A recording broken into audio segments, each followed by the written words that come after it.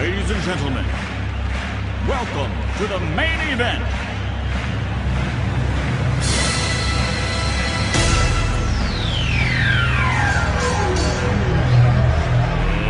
Let's get ready to rumble!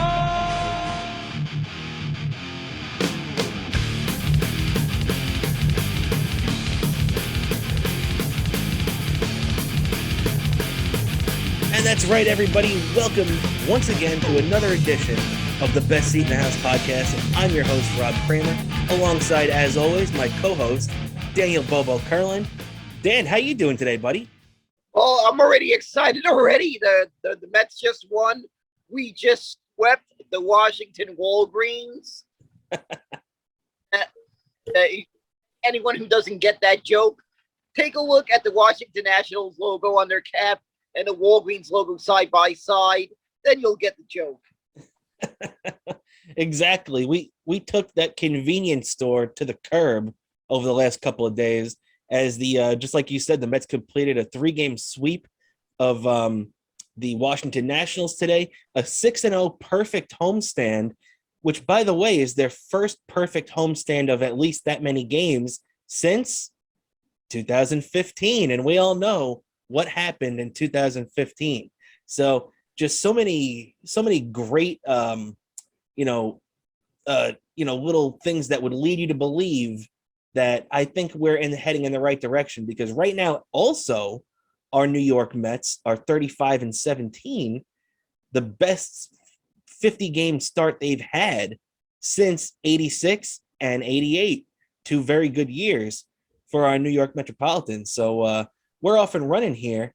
As like I said, I'm your host, Rob Cramer, with my co-host, Daniel Bobo Kurlan. We've got a lot to get into today. As you can tell, our enthusiasm about the Mets is really through the roof right now. But Dan, it's on a different level right now for the Blue Shirts, our New York Rangers, coming off a 7-game victory over the Carolina Hurricanes. And how are you feeling today after that series is done, man? I went nuts. Me and my dog, Mr. Malunigan, after that I went outside with my dog, Mr. Malunigan. I went nuts. Maybe a couple of "Let's Go Rangers" chant. I had to take a look at that Empire State Building lit up in Rangers colors, because where I live, I could see there are areas by me. I could see some of the tall buildings in Manhattan, so I had to go take a look at it and see it for myself. Yeah, man, it's always great to see the Empire State Building lit up in red, white, and blue for our New York Rangers. Really, really cool. Such a crazy playoff season after both rounds that we've seen so far, as our New York Rangers advance to the first Eastern Conference final since 2015. And what were you going to say, Dan? I had to say, after that game, not only that, I decided I got to figure out how to ship beer, because I jokingly said to myself, a friend of mine in the Carolinas who's a Canes fan, I said, yeah, I'll ship him some beer from New York, some beer brewed in some New York brew beer. So I'll ship him. I'll get him a case of Brooklyn Lager somehow, whether it's next time he comes out here, because he's also a Mets fan. So he's probably going to come out here eventually at some point during the summer to catch a Met game. I'll get the beers to him. Now that's a class act, my friend, as you would expect nothing less from a Ranger fan as classy as you, my friend. The New York Rangers, just completely blew away the Hurricanes in Game 7, 6-2. And what are we doing before we get into that? Let's just give our plugs out real quick. Dan, you can find on your Twitter and Instagram, and what are those plugs, my friend? Sure, my Twitter account, Bobo103 NYC on Twitter, and Bobo718DK on Instagram, and Daniel Kurlan on YouTube. There'll be some content over there. Hopefully there'll be some hopefully some championship content in some point by the end of the month, if you get what I'm saying. Oh, you got that right, man. Let's hope we got a whole Stanley Cup preview coming up in a week or two. As also the for the show and everything like that, you could follow us on Instagram at Best Seat in the House Podcast. You can follow us on Twitter at BSith, Best Seat in the House _podcast. And you can check me out on my personal Twitter account at my last name, Cramer, NY. And as a matter of fact, while we're doing plugs, I want to mention this at the top of the show. I will mention it again at the end. Our good friend of the show, Stevie Lou, is doing a show this weekend. Brooklyn Comedy Club this Sunday, June 5th, 6 p.m., 308 Bedford Avenue in Brooklyn. Tickets are available. I'll have a link. You can check right underneath us. We're going to have the link on the video and in our description. So don't hesitate. And if you go to the show, you're going to have a chance to mingle with one of the co-hosts of the Best Seat in the House podcast, Daniel Bobo Kurlan. You're going to be live at that show, correct? I'll be in the audience to support my good friend Stevie Lou. I believe also Zach Amico is on the bill also. So he's another one that I've gotten to know very well. And if you remember a couple of years ago, I was in a movie. Yes, I do. May remember seeing the screen caps from it. Absolutely. They do apologize for misspelling my last name in the credits, by the way. It was still fun to get killed off in a horror film. No doubt about it, especially one that was, I guess it was written and produced by Zach Amico, right? Yeah, exactly. It was a Trauma Films. It's called Shakespeare's Shitstorm. And it was just a lot of fun when I got just watching the movie. It was just a fun movie. And it was also fun getting to visit that set and see what it was like. I could tell you, I just remember the moment I found out I was gonna be an extra in this movie. I was excited, and this goes especially anticipating how I was potentially going to get killed off in this movie, especially after reading a few years ago I had read this coffee table book about the Friday the 13th movies, and they talked about how the actors when they were in the movie, they would anticipate how Jason was going to kill them. It's kind of similar to that I was anticipating when I heard I was going to be in this movie. I was anticipating that, and it was funny how I got killed, by the way. Very true. And if you want to find out how Dan gets killed, Dan, what's the name of this movie you could check out? Shakespeare's Shitstorm. I believe Trauma has a streaming service. Very true. Very cool, man. And obviously support Zach Amico. He's a great comedian, frequent guest on the Chip Chipperson podcast, just like our co-host Daniel Bobo Kurlan. And he's just a great comedian. So you could check him out. Check out Stevie Lou, and have a good time with our co-host Daniel Bobo Kurlan at this great show. Once again, before we move on here, it's at the Brooklyn Comedy Club this Sunday, June 5th, 6 p.m., 308 Bedford Avenue, Brooklyn, New York. So do yourself a favor and go check out some live comedy. Things are starting to open up again. People are starting to live their lives. Go out and do that. No place better than Brooklyn Comedy Club to see our good friends Stevie Lou and Zach Amico. And while you were talking about how you were wondering how you were going to get killed off and in the movie with Zach Amico and everything, our New York Rangers were trying to avoid getting killed off in a Game 7 for the second straight series. And for the second straight series, they were up to the task as they eliminate the Carolina Hurricanes in Game 7 down in Carolina.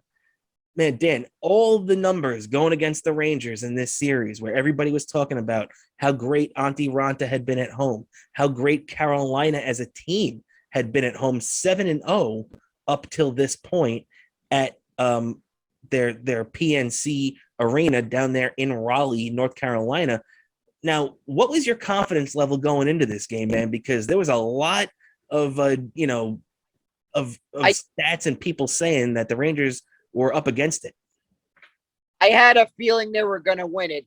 Just, I don't know why. Just somehow I had a feeling. You may have saw on Twitter, I tried to predict the score. I kind of got the outcome right, but not the game. But I had a feeling they were going to live up to what it said on this shirt that I'm wearing right here.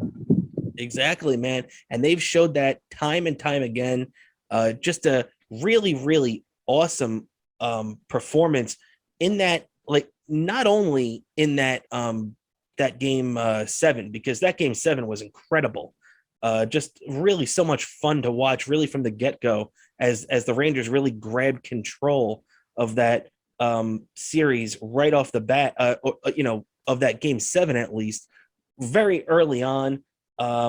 It was a very, very cool thing to see.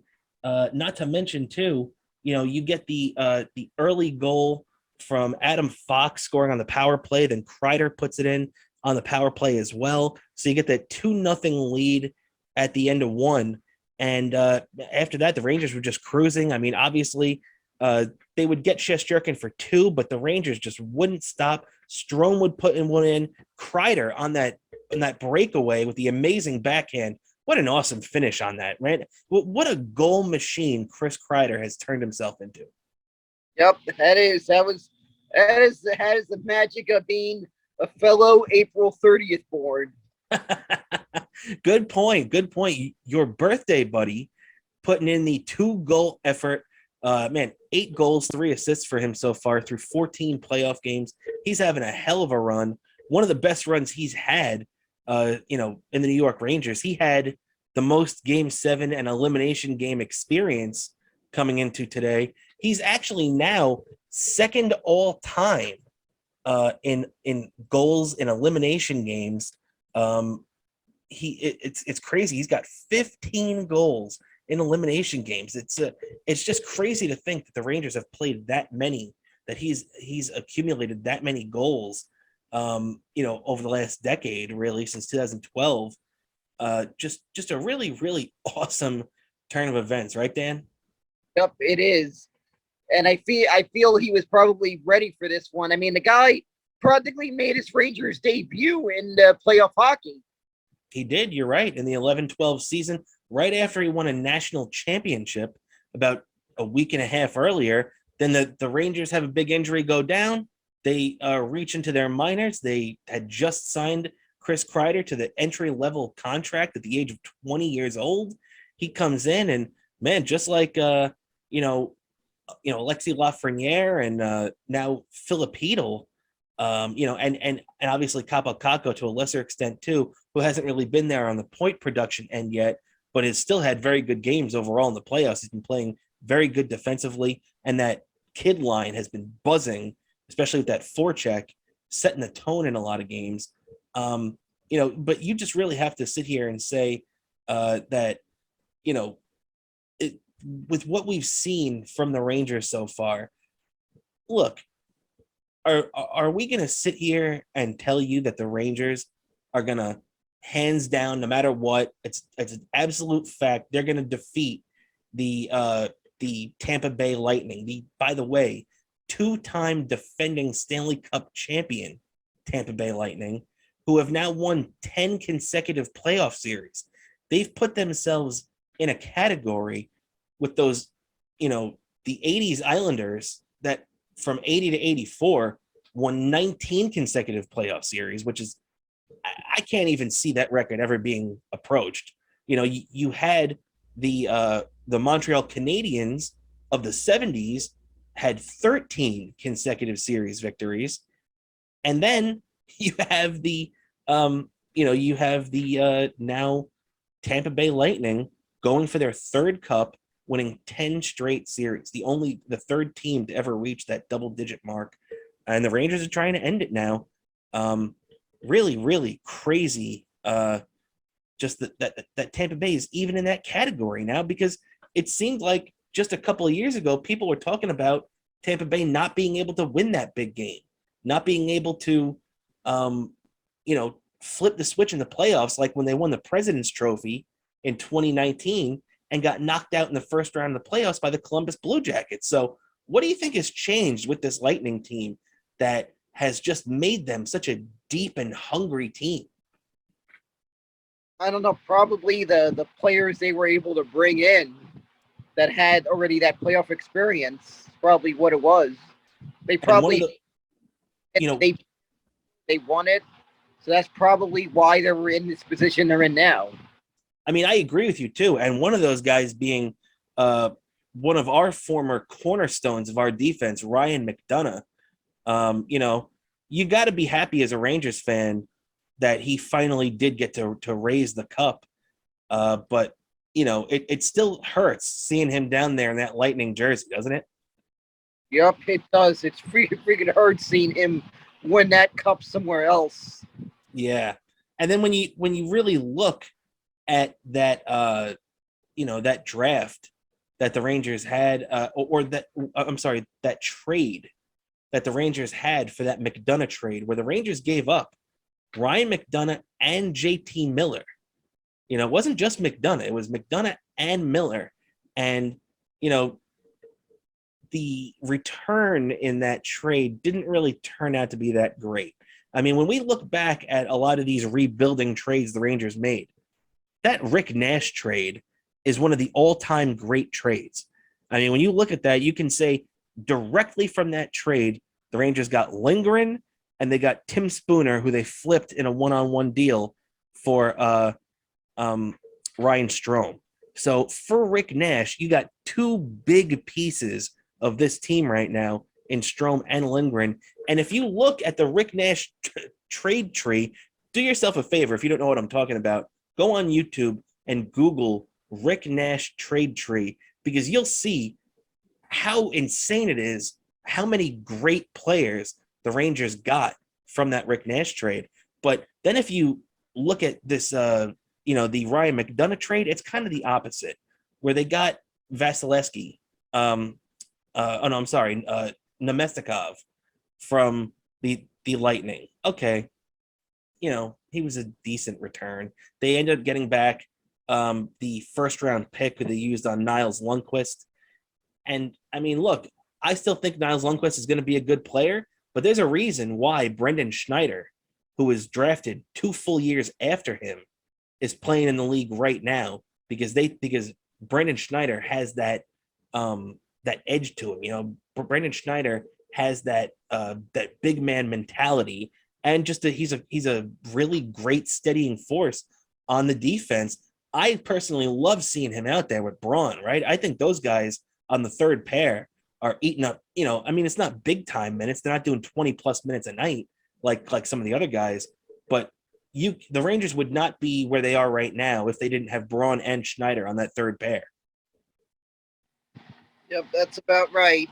We did good with that trade.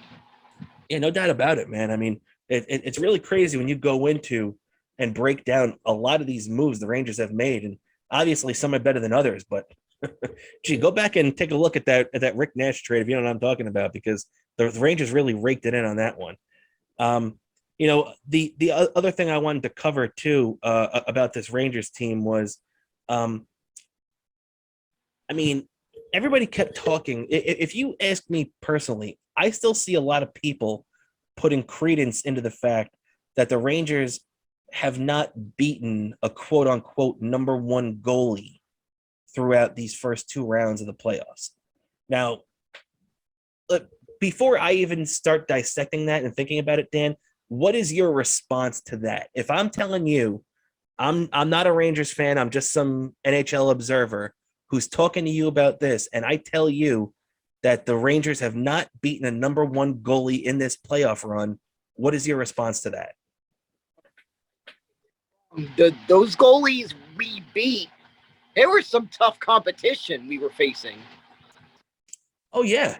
I mean, no doubt about that. I mean, when you look, and what a lot of people forget too, is that Tristan Jarry played in Game 7 against the Rangers at the Garden. They didn't play Louis Domingue. They didn't play Casey DeSmith in that game. They played Tristan Jarry, who was he was an all-star this season. So, look, the first 6 games, the Rangers, you know, played Casey DeSmith in that first game. They played Louis Domingue from 2 to 6. And Domingue had a couple of good games in there. So I don't want to hear anything about that. And also, too, like I said, they beat Tristan Jarry. And I didn't hear anybody complaining about the fact that the Carolina Hurricanes didn't have their number one goaltender when Antti Ranta was defeating the Boston Bruins in the first round. Did you? Because there. Nobody brought that up. And Antti Ranta won a playoff series playing great, specifically at home against the Boston Bruins. Nobody brought that up. Nobody cared that the Rangers, that Antti Ranta wasn't technically a number one starter. And by the way, Freddie Anderson, whatever their number one goalie is, Frederick Anderson, he, if if you have paid attention to the Toronto Maple Leafs at all over the last couple of years and the disaster of playoff appearances that they've had, Anderson has been the goalie in all of them. So if you ask me, I think the Rangers ended up facing, maybe not the better, especially in the regular season, but I think Antti Ranta put up just as good or better of a performance than Anderson would have done. What do you think about that, Dan? Exactly. He put up a good performance. You got to give him hats off to him for that. Yeah, and it's a shame he got hurt in the end, but the guy played a really good series. Yeah, exactly. We beat a tough goalie in both rounds, and I feel we're ready for this one. I agree, man. And it's not going to be any small task because right now the Rangers are going to be rolling into this series facing the best goaltender in the world. I mean, look, right now, as Ranger fans, we have a lot of confidence in our boy Igor. No doubt about it. The guy has been on a roll. He's definitely winning the Vezina this year, and he's guided the Rangers through 2 playoff series victories already, which, by the way, too, a lot of people forget Henrik Lundqvist's playoff career did not start off like this. I mean, let's be honest. It took Henrik Lundqvist a couple of years until he looked like regular season Henrik Lundqvist in the playoffs. I mean, he had, they had that first round series against the Devils in 2006 where they got swept 4 straight. And a lot of people want to, kind of lay the blame that the Rangers tried to go back to Kevin Weeks, in the playoffs where obviously Lundqvist was the hard hand. Lundqvist was 0-3 in that series with the goals against over 4. That was his first taste of the playoffs. Igor might have had a couple of rocky starts, against Pittsburgh in that first round, but Igor came through when they needed him. And, Henrik eventually would. I mean, he would get his first series victory in a sweep against the Atlanta Thrashers the following season. But, I mean, he did not go on a legitimate playoff run where you're winning more than one round until 2012. So it took Henrik Lundqvist 6 years to get to the point that Igor has gotten his team to now. And I mean, let's be honest, Igor has more help. I think we can all admit that this, Rangers team is more talented than a lot of those Rangers teams that Lundqvist had, with Peter Pruka and, Michael Rosefall and, Steve Valquette as the backup. And, you had a couple of really good guys like Brendan Shanahan and obviously Jaromir Jagr, Michael Nylander, Martin Straka. But I think the high-end talent that we see on this Rangers team is much better than in previous years with Hank. Well, what do you think about that, Dan? Yep, I have to say that's the case. We got a very great, talented team this year. This game is gonna be another heavyweight fight between 2 of the top goalies in the league. Yeah, no doubt about it, man. And it's funny too because on this side of on the east side, we have Tampa Bay and the Rangers going at it. Tampa Bay for the 4th straight year, the 3rd straight year against the New York team, by the way, because the Islanders were in 2020 and 2021, and really took Tampa Bay to the max. But couldn't get it done, losing in Game 6 and Game 7, respectively, in 2020 and 2021. But Tampa Bay is just such a deep team. One thing though to keep your eye on is that it looks like Braden Point is at least not going to be starting this playoff series, which is big because if you remember, he was setting all kinds of records for scoring goals in consecutive games last year in the playoffs. And to not have him in the lineup, at least to start this series, is definitely a big plus for the Rangers, right? Exactly.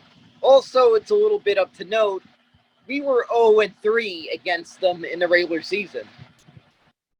Yeah, the Rangers had that is true. The Rangers won. Well, actually, the Rangers were 3-0-1. So they did lose one game. I believe it was a shootout. It was either a shootout or an overtime winner. But they did end up losing one game. But I mean, when you played 4 games against Tampa Bay in the regular season, the Rangers got 7 of a possible 8 points. So they played great. But you know what, though? I do agree with what Gerard Gallant says when he says you have to throw that out the window. You know, what you did against Tampa Bay, it reminds me of like a couple of years ago when the Rangers had the play-in series against Carolina. And I went into that series with a lot of confidence because of how much the Rangers had dominated and manhandled that Carolina team in the regular season. Carolina, I mean, coming into that series, the Rangers had beaten Carolina something like 20 out of the previous 25 times. It was absolute dominance. But that wasn't the case in that series. And was that series. It felt like it happened so quick. In the blink of an eye, that series was over, right? Yeah, that's what it felt like. And we waited, and obviously, you know, that team was that 1920 team, the 2019-2020 team was such a fun team to watch. Such a shame that that season got shut down by COVID and the playoffs postponed, you know, whatever, the season ended in March. They didn't pick up again until August, 5 months later. So really shame, because if you remember, that Rangers team was really rolling right before that COVID hit, and it really culminating with that amazing Mika Zibanejad 5-goal game at Madison Square Garden against the Washington Capitals. Do you remember that? I remember that game, and I remember one of the last things I felt normal prior to the pandemic hit was watching a Rangers game. Yeah, that game was just incredible. And yeah, you're right. I remember, actually, maybe it's a sign of things to come, because I remember the last game the Rangers played before the end of the season that year, when COVID just cut it off, was in Colorado against the Avalanche. The Rangers would end up losing that game 3-2. But yeah, I will never forget that game. And then you heard the Rangers getting on the plane. They're getting ready to go to Arizona. And then the next thing you know, there wouldn't be hockey again for another 5 months. So, you know, at least that's not the case now. We're definitely in a much better place right now. And especially our Rangers are in the Eastern Conference Final. Dan, after all this time, how does it feel to be back in the Final Four? I mean, this is the first time in 7 years, since 2015. How does it feel? I'm excited about it. I got a fridge full of Stellas ready to go. I just ate some lunch, and I just ate some dinner in between games. But after the Met game ended, I picked up some food to go. I just ate a burger and some soda, and now we're ready for this game. You got that right. And you know, but by the time this comes out tonight, obviously game one, well, by the time this comes out on Thursday, game one will be in the books. But as we sit here tonight, game one, what's that, Dan? We'll make sure we have the score. We'll have a graphic with the flashing the score for all of you, because as we'll make people aware, this episode was filmed before game one happened. Exactly. So we're just sitting here right now in the preparation. And, you know, Dan, let me ask you before we move on here too, because we're about to, you know, jump into the second half of our show, talk a little baseball and our New York Mets and the New York Yankees. But what are your thoughts? So the Tampa Bay Lightning had a very easy, I mean, and, you know, no playoff series is easy, but easy in the sense of how quickly it wrapped up. A 4-game series sweep against the President's Trophy winner, Florida Panthers. So by the time they take the ice tonight at 8 p.m., they'll have an 8-day layoff. The Rangers, on the other hand, are only going to have 36 hours. Now, who do you think that benefits? Do you think the time off helps or hurts Tampa Bay, or do you think the quick turnaround helps the Rangers because they don't really have to think about anything and you just jump right back in and stay in your routine? I think it might favor the Rangers. I think they've been ready for this. They didn't have to wait long, so they're ready to go, and it could favor the Rangers. We got our home crowd so I think this momentum is going to shift toward our way. Yeah, I agree, man. I think it definitely favors the Rangers. There's always that debate of rest versus rust. Which one hurts you more? Which one helps you more? I think it depends on the team. I think the rest definitely helps Tampa Bay in the long run. Like, I think that week off, it might hurt them a little bit in game one, but I think they might trade that because if this series gets on to game 5, 6, or a possible 7, their team might be a little bit more healthy, a little bit more rested going into those later games than this Rangers team is because it's just been a straight run for the Rangers. 7, 7, and now starting the best of 7 again against the two-time defending Stanley Cup champions. But I do think that the biggest thing for this, though, is the biggest way this could affect this game, at least this game one, is that first period, because the Rangers are going to be ready to go, just like they were ready to go for the other games against Carolina and even before that against Pittsburgh. This first period is really going to be where the Rangers can take advantage of that extra little pep in their step they might have over Tampa Bay. That's going to be a big thing. I would love to see, anything. Obviously, if they get a power play, I'd love to see them capitalize on it. But I'm also saying too, I just got a feeling right now. You know what? Let's go out on a limb right now, Dan, as we're wrapping up the Rangers right here. I'm going to go out on a limb, and I'm going to say I think the Rangers' first goal tonight is going to be scored by Ryan Reaves. I think Ryan Reaves, I've seen him be close a couple of times this playoff, and he's been one of the guys that has really helped set the tempo for this team and showed a lot of these younger kids, how to handle themselves and how to act and play on the biggest stage of all. I really feel like Revo is going to have a big, big goal at some point, and it feels like in the first period to me. What do you think? If you're going to go out on a limb, Dan, who are you calling out on the Rangers to score a big-time goal tonight? I have a feeling Ryan Reaves is also going to play a big factor in this game, and this nuts when it happens. Really? Okay, so hey, we're both on the Reeve train right now. How great would it be right now? Me and you are going to look like geniuses tomorrow if Reeves ends up scoring a goal tonight, or we're going to look really stupid if he has a fight in the first 5 minutes and gets thrown out. So, all right, I like where our heads are at right now. Positive thinking for our Rangers. Let's keep it rolling. All right, and with that, we're going to jump into some baseball now, as we got a lot to talk about in the baseball realm right now. So much fun stuff going on in New York baseball.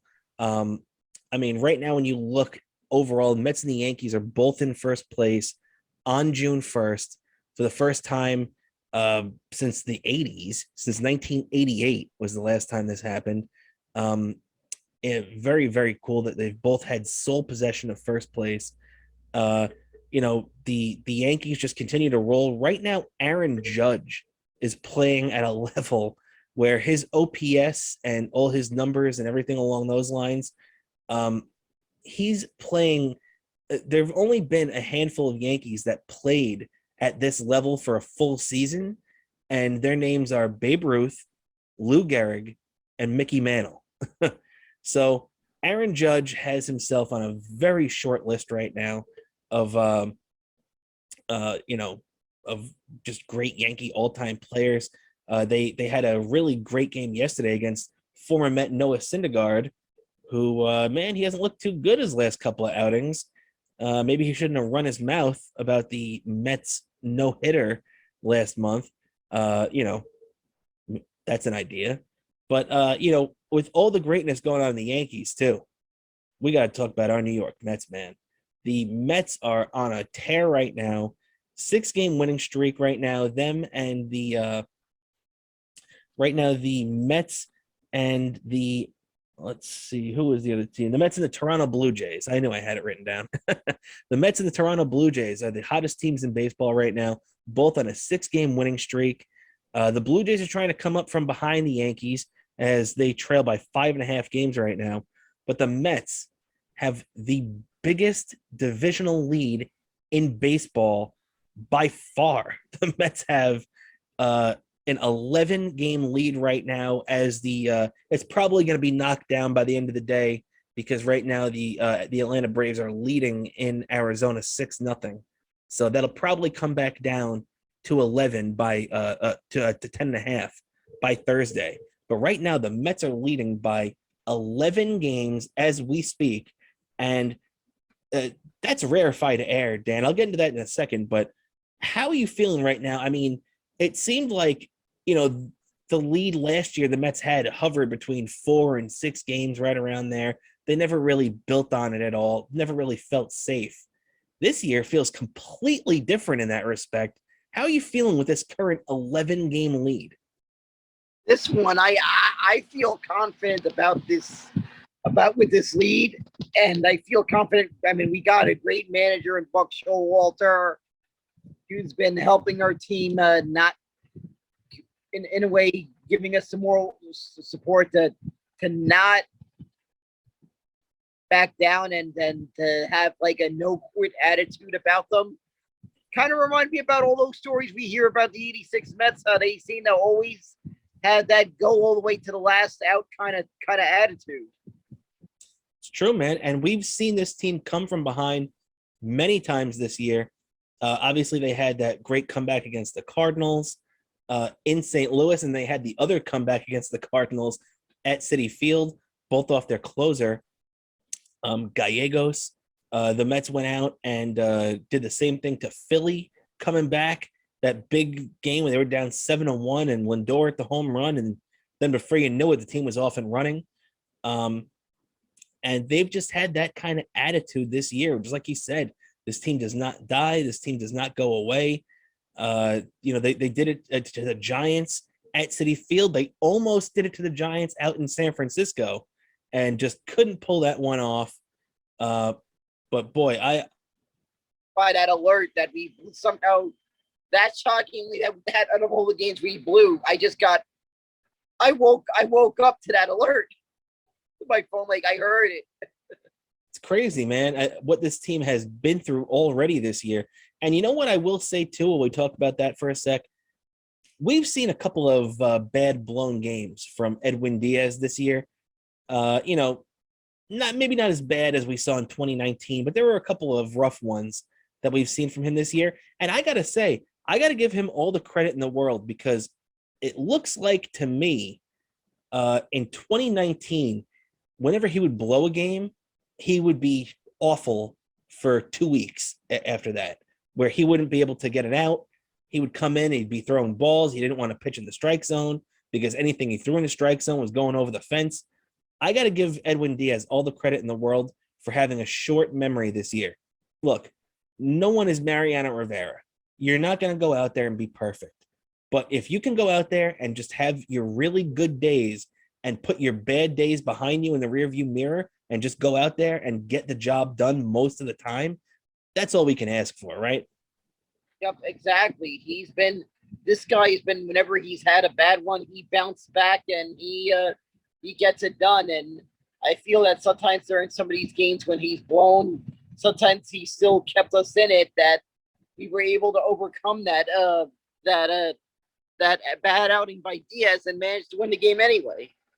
Exactly. And another thing, too, that a lot of people forget about, too, I mean, you look at the saves that he's got this year and what he's done in save situations, but also he has made a little bit of a habit of coming in the 10th inning and not allowing that runner to score from second base and giving his team a chance to win in the bottom half of that inning. So really, really great job from Diaz. I was so impressed with what he did the other day. You have to the comeback win against Philly where he held them in check. Obviously, he pitched today, but he didn't pitch in the first two games of the National Series because they had blowouts. The Mets won 13-5 on Monday. They ended up winning 10-0 yesterday and 5-0 today. But it was 3-0 and in the late innings, and Showalter already had Diaz up, which is why he came in the game in the first place.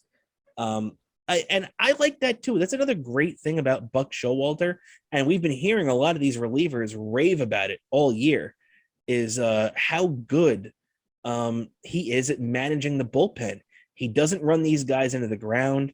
We always heard with Joe Girardi, we always heard Yankee fans complain about how Joe Girardi drove his bullpen into the ground, and by Memorial Day or the 4th of July, the bullpen would be in shambles because everybody was already, had dead arm from being used too much.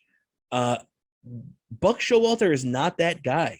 I think him and Jeremy Hefner have done such a great job of managing these guys in the pen, not, quote unquote, as the old term is, dry humping these guys, meaning that they get up in the bullpen and you don't use them.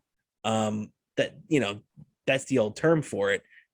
And that affects guys later on. You might not think that because a pitcher didn't appear in a game that he's fine, he's going to be okay.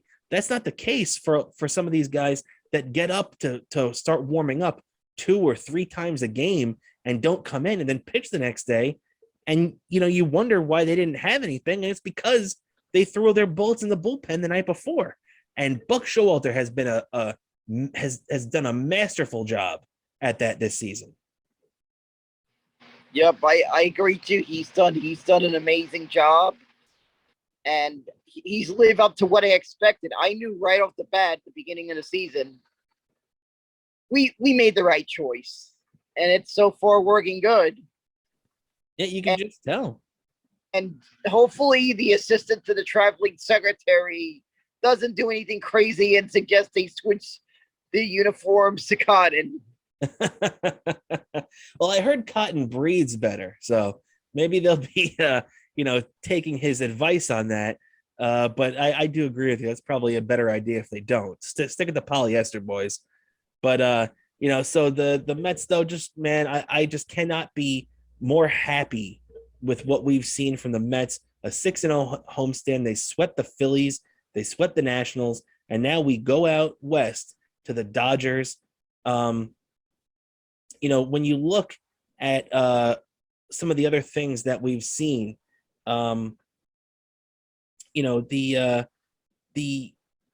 just now we come up to this this Dodgers series now, and the thing about the Dodgers is that they've been up and down lately too. They got beat up by the Phillies about a week or two ago, which was very surprising, especially with how up and down the Phillies have been. You have so many, like the Dodgers are so deep, but it seems like they've been up and down. Even so, still being 33-16. So, what are you expecting from the Dodgers this weekend, Dan? This weekend could be a lot of low-scoring games, probably down to the last out. Probably gonna hope that if I tried staying up late during any of these games, because probably mainly to Friday because of the time I get up at the work, I probably gonna be maybe somewhere in the third or so inning, end up going to sleep. I'll have the game DVR to watch the next morning. Hopefully, I don't find myself getting upset hours later, and hopefully I'll be happy the next day when I watch the games. Because right after work, I watch go into my DVR menu and put the game. From the point I went to sleep at. Exactly, man. And with the with these West Coast games, Fine about when it comes to West Coast games, of course, during the All-Star game and during the playoffs, I stay up. But during these regular season games, I'll tend to when it gets to a certain point, I'll probably go to sleep and have the rest recorded to watch the next day. Yeah, I don't blame you. I don't blame you for that too. These games can definitely get late, especially that one we were talking about a week or two ago, the Mets in San Francisco, where that game was just crazy, going until after 2:00 in the morning. I've really been to the West Coast, so I really don't know how I'm gonna what to expect when I adjust to the time difference.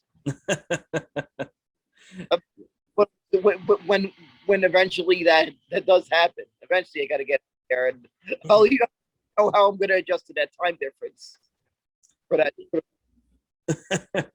And so we got a couple of interesting pitching matchups. I know Taijuan Walker is pitching tomorrow for the Mets. Against Gratterall. The Mets are also going to be facing Walker Buehler on Saturday. They're going to be facing Julio Urias on Sunday. So they might not be seeing Kershaw in this series, but you're going to get Urias, who had a rough start yesterday against Pittsburgh, but is still a very good young pitcher, and obviously Walker Buehler. I love Walker Buehler. I think he's one of the best pitchers in baseball. He is like the Dodgers DeGrom to me. He is such a good freaking pitcher. I like that kid. It's gonna be a tough task taking on those two guys, but that's why the Mets really have to do their damage in the first two games, because they're gonna be taking on Williams on Friday, who's a former Colorado lefty. He also spent some time with San Francisco and Seattle. But he's had a great year so far this year. 6-0 ERA under 3. So the Mets are really gonna have to be on their game. They've been scoring over 8 runs a game for over the last couple of weeks. They're one of the highest scoring offenses in the league. Isn't that crazy, Dan? That the Dodgers right now are averaging 5.9 runs a game. The Mets are averaging 5.4 runs a game. And boy, I mean, it's just a beautiful thing to see the Mets rank that high offensively, right? Yep, it is. And these games are going to be a nail biter, going to live up to that name. You may have seen me post the one, I can't keep calm. I'm a Mets fan. It might be living up to that name. Yeah, exactly, man. You're right. And, I also want to get back to this real quick, where we were talking about the Mets division lead that they've had. And boy, I took this down before. Such a really great note from Sarah Lang on Twitter right now. The largest divisional leads entering June in the divisional era, which started in 1969. So obviously that 116-win Mariners team from 2001 had a 14-game lead. The 2017 World Series champion Astros had an 11-game lead, and the 22 Mets, the 19 Twins, the 2019 Twins, who won 101 games that year, by the way, and the 1971 Giants are all tied for the third biggest lead in the divisional era at 10.5 games entering June. So that is just a crazy stat. The only other two teams to ever have a 10-game lead at this point since the divisional era started in 69 was the eventual World Series champion Boston Red Sox, had a 10-game lead, and also that great 1999 Cleveland Indians team, one of the best offensive juggernauts I've ever seen, also had a 10-game lead entering June. So, I mean, when you look at those teams and you hear those teams that I just mentioned, that's rarefied air, right, Dan? Yep, that's rarefied air, and I can't wait to see how this whole season plays out. It's going to be big. I'm expecting to see a packed house all summer long. Exactly. That's another big thing too, is that we want to see the Met fans show up. I mean, how many times have we had bad Mets teams, and they're drawing between 20 and 25,000, on the weekends, and less than that during the week. I want to see, 35, 36, 37,000 people there every night packing this field, because you know what? Stevie Cohen deserves that extra cash in his pocket. This team deserves the fans and the energy in the stands. And the Mets fans deserve to see this brand of baseball. We haven't seen this level of competence in a long, long time, right? Yep, exactly. I want to see it to the point that I'm waiting on a line when I have to go to the bathroom. Yeah. Yeah, exactly. I want to see a line going to the bathroom at Citi Field. I want to see a line going to grab a beer at Citi Field or a cheeseburger or something like that. So let's pack the stadium, Mets fans. Let's do the right thing by this team because our owner has finally done the right thing. We're not in the Wilpon era anymore. We've got $43 million man Max Scherzer waiting to come back in a couple of weeks. Jacob deGrom is knocking on that door. I mean, deGrom is going to be ramping it up any day now, right? He's if they're targeting, I'm hearing late June, early July. I mean, it's June 1st and he hasn't even thrown a pitch yet, so late June seems like a little bit of a stretch to me.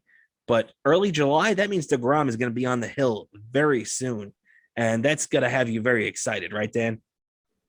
Exactly. I got to make sure to have to buy some tickets, have some tickets ready because I could potentially be seeing deGrom.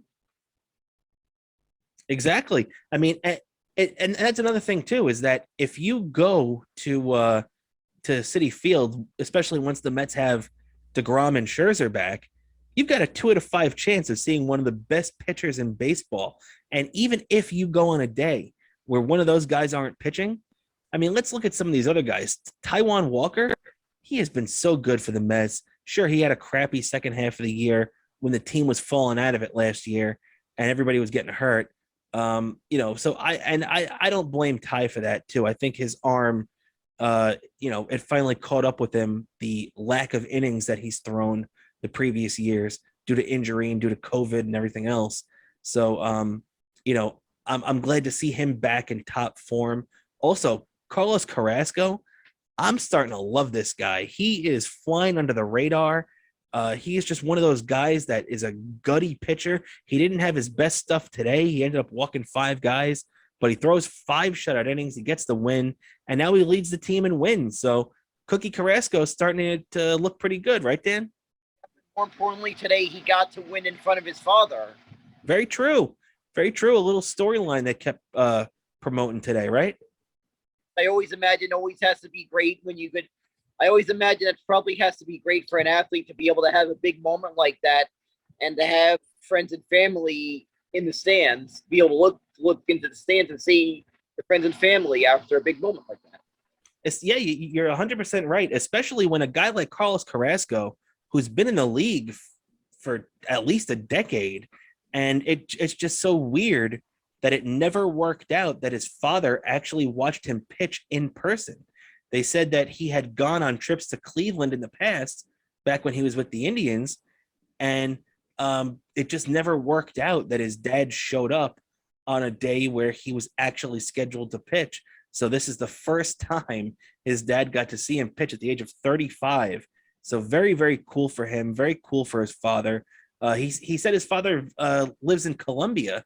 So he was in from Colombia today, and hopefully he gets in a couple of more times. They said they have a couple of more meetings scheduled this year too. So, hey, I'm becoming a bigger and bigger Carlos Carrasco fan every time he takes the mound. He's a gamer, and that's the type of guy. You know who he reminds me of actually, and he's actually pitched better than him. So for that year, do you remember in 1999 when the Mets had Oral Hershiser? I remember. And Oral Hershiser was like the 4 or 5 starter. Nobody really expected much of him when they signed him, but he really lived up to his name. He was 13-12 that year, and he had a 4.5 ERA. Doesn't sound great on paper, but he won 13 games for this club, and he was a big-time innings eater. He was exactly the type of guy the Mets needed on that club. I mean, and that's what Carlos Carrasco feels like to me. He's an innings eater guy. He's going to get wins because this team scores runs, and we've even seen him have his days. I mean, he threw 5 shutout innings today, but let's not forget a couple of weeks ago against Atlanta, he threw 8 shutout innings against the Braves in the second half of a doubleheader and really just had them befuddled all day. And if that's the type of guy that you have waiting in the wings in your tough spot in a playoff game, you could throw him in there to maybe make a spot start where you need him. If you have all your guys on short rest, maybe he comes in a long relief role out of the bullpen. But either way, Carlos Carrasco, in my opinion, is going to be worth his weight in gold the more and the deeper we get into this season and then the postseason. Right, Dan? Exactly. A big factor. I feel we get to the postseason, his outings are going to be a big factor into what will happen. Yeah, you're right. Because and you know what? He is not that the Mets need more of a veteran presence on their pitching staff, because obviously you've got, 3-time Cy Young Award winner, Max Scherzer out there. You got 2-time Cy Young Award winner Jacob deGrom. Scherzer's got his World Series ring. There's a lot of experience on that Mets pitching rotation, but having a guy like Carlos Carrasco too, who flies under the radar, because obviously deGrom and Scherzer get a lot of attention, and rightfully so. But a guy like Carrasco could really catch a team off guard, and that's exactly the type of guy the Mets need. Yep, exactly. We lucked out. Yeah, you got that right, buddy. And as we're talking about the Mets, we're talking about how great they've been, and rightfully so. We do have to touch on the team across town, which we did briefly, but I do want to give the Yankees their credit. They ended up splitting against Tampa Bay in Tampa this weekend. They won the first 2. They won 7-2 and 2-0. Ended up dropping a 3-1 decision and a 4-2 decision in Tampa Bay. Tampa's still a good team, so you got to give them credit. They've also done a very good job of knocking around the LA Angels, which they did in the opener yesterday. They're playing them again tonight. Just really, the Yankees right now, they're coming up to every task that they have in front of them, Dan. You just got to give the Yankees credit. And obviously, I think somehow, to be honest, they're doing it a little less flashy than the Mets are right now. But the Yankees are just piling up wins and keeping that division lead and holding off the Toronto Blue Jays, who are on a little bit of a run right now, right? Exactly. I still feel this division could end up being a 2-horse race between the Yankees and Tampa, because Tampa's creeping up there. They're creeping up there. So very true. Go down to that last week of the season, potentially. It could even end up being a situation where the toughest opponent the Yankees could face in the playoffs could be Tampa, potentially. Oh, no doubt about it. That's definitely a big time possibility, because and we've seen them square off in the playoffs a couple of times the last year, the last couple of years. Once the Yankees get past these next 2 games against the Angels, and look, the Angels are a good team. They've hit a little bit of a skid recently. They're on a 5-game losing streak, so they're not exactly catching the Angels at their best point this year so far.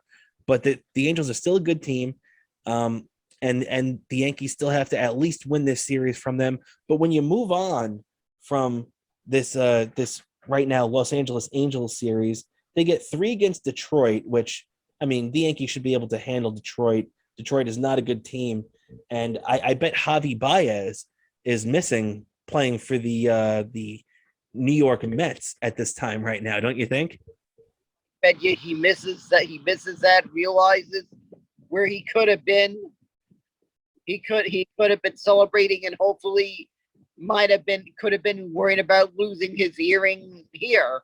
Exactly, losing his earrings here and not putting the thumbs down anymore, because there's no reason to put the thumbs down to the Mets. The Mets fans, look, the one thing these players have to know too is that Mets fans are going to boo you, or just especially New York fans, not just Met fans. New York fans are going to boo you when you don't produce. It doesn't matter the sport. It doesn't matter the venue. If you're not producing, you're going to get booed. Look, Francisco Lindor learned that last year. And now look, he's a beloved member of the Mets. He's completely ingratiated himself. And now he's on a 10-game RBI streak, Dan. Now, how crazy is that? I have a feeling. I had a feeling Lindor was going to do well once he got adjusted to playing on the Mets and wearing this uniform. I look back to two other Met greats that were in the same boat. I remember Mike Piazza for a little bit. It took him a little while to get he got acclimated to it and understood what it was going to be like, what he was going to go through. He did pretty well, and his retired number. Another one we could use a good example of, Carlos Beltran, a little bit, 2005, a little bit like, not quite. It was quite okay, but not quite Beltran numbers. But 2006, at the time, I think he tied the team record, single season team record at the time in 2006. Had a monster. He did everything you would hope to have done that year, except for that one little at bat. Of course, unfortunately, in 2006, didn't quite play. Then the Game 7 of the NLCS. In front of me, mind you, I was at the ballpark when it happened. Didn't quite pan out well, but he eventually was putting up some great numbers when he played for the Mets. True. Carlos Beltran had that rough first year, and maybe the last at bat of 2006, we kind of want to forget about for obvious reasons. But the Mets, and let's be honest here, the Mets do not get to Game 6 of the National League Championship Series without Game 7 of the National League Championship Series against the Cardinals without Carlos Beltran, because he, at that season, that 2006 year that Carlos Beltran had, is probably one of the best all-around offensive seasons a Met player has ever had. Just like you said, he tied Todd Hundley with 41 home runs. That was the all-time record before Pete Alonso hit 53 a couple of years ago. So, I mean, you just really, you're 100% right with everything you said. And I really think Piazza and Beltran are the two perfect guys to compare Lindor to. Two guys who transformed the Mets when they came here, and I think Lindor can do that same thing too. And right now he's tied for second in the league in RBIs with Paul Goldschmidt, and both of them are only behind Pete Alonso. Hey, I noticed that Lindor was humming the Rangers goal horn song, so it's a good sign. I love that too. If you missed it, Francisco Lindor mentioned after the Mets win the other night that because when the Rangers have been scoring goals and everything during Met games, the Mets would play in between innings the clip of the Rangers scoring the goal and play the goal song along with it and everything too, and the Rangers fans in the audience get into it. But Francisco Lindor said that he's been getting into it, so that's pretty cool, right? Hopefully, I don't want to jump the gun, but if the Rangers do pull it off, maybe they bring a little something with them to Citi Field. Yeah, that's right. I would love to see the Stanley Cup make a trip to Citi Field. That would be very, very cool to see that this year. We're getting a little ahead of ourselves, but right now when it comes to the Rangers, it's time to dream big, right, Dan? Yep, and maybe if they pull it off, maybe someone could make an arrangement to maybe have us be someplace at the same time with the cup. Maybe drink a Stella out of the cup. I would love to do that. Drink a Stella, call up Matt Iceman. We'll have a couple of Stellas with him. Pretty cool to do that. Yeah, you got that right, man. I would love to have a drink out of the Stanley Cup. That's like the all-time dream. But so with that, buddy, I think we're about rolling down to the end here right now, as we talked a lot of hockey, obviously, and rightfully so. We covered our Mets, we covered some Yankees. Obviously, right now we're kind of in hockey mode right now, so we're beard still around. Exactly. You got your playoff beard going. My beard's starting to get a little shaggy. And you know what? I was going to clean my beard up a little today with a razor. And I said, you know what?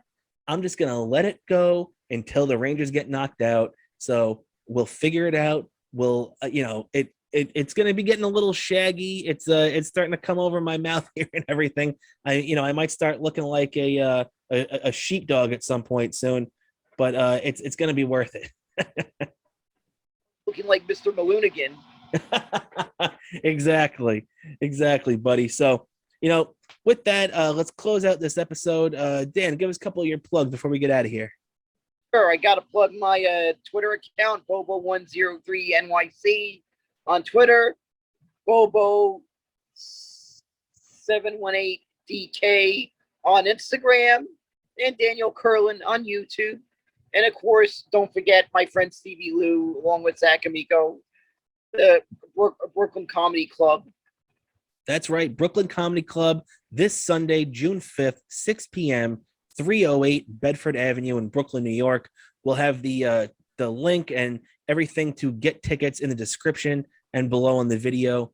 And just like you said, you could check out Zach Amico, check out Stevie Lou, and have a meet and greet with the co-host of this fine program, Daniel Bobo Kurlan. So, with that, really great show today, Dan. The anticipation is at an all-time high for this game one tonight. We got our first place Mets, then 11-game lead. The Yankees also in first place, up by 5.5, going against the Angels tonight. So much fun. I hope you guys enjoyed the show. I hope you guys enjoyed watching all the games tonight. And, once again, I'm Rob Cramer. This is my co-host, Daniel Bobo Kurlan. And this is the Best Seat in the House podcast. Catch you next week.